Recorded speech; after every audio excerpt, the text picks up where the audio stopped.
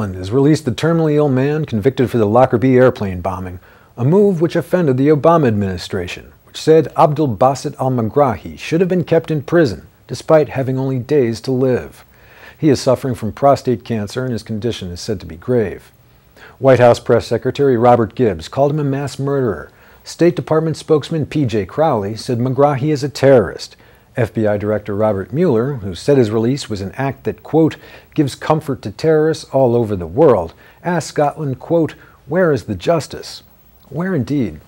According to former U.S. State Department lawyer Michael Scharf, the CIA manipulated the Lockerbie trial and lied about the strength of the prosecution case to get a result that was politically convenient for the United States. Scharf was the counsel to the U.S. Counterterrorism Bureau when Megrahi and Al-Amin Khalifa Fhimah were indicted for the bombing.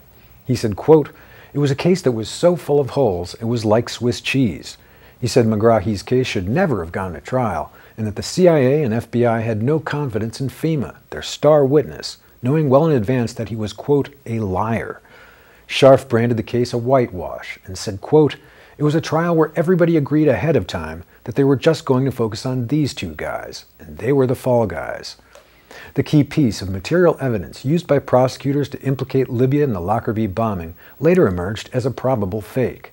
Nearly 2 decades after Pan Am Flight 103 exploded over Scotland, one of the crucial witnesses, Swiss engineer Ulrich Lumpert, confessed that he had lied about the origin of the bomb's timer, evidence that helped tie Megrahi to the crime. According to leaked defense documents in Scotland, evidence against the Lockerbie bomber was fabricated and manipulated on both sides of the Atlantic. 2 years ago, investigators found compelling proof of widespread tampering with evidence, missing or overlooked statements, and a concerted attempt to lead investigators away from the original suspects and towards Libya. According to the defense papers, CIA officers were the main perpetrators in preparing false evidence against Megrahi. It was also later discovered that the CIA offered $2 million to key witness Tony Gauci and his brother.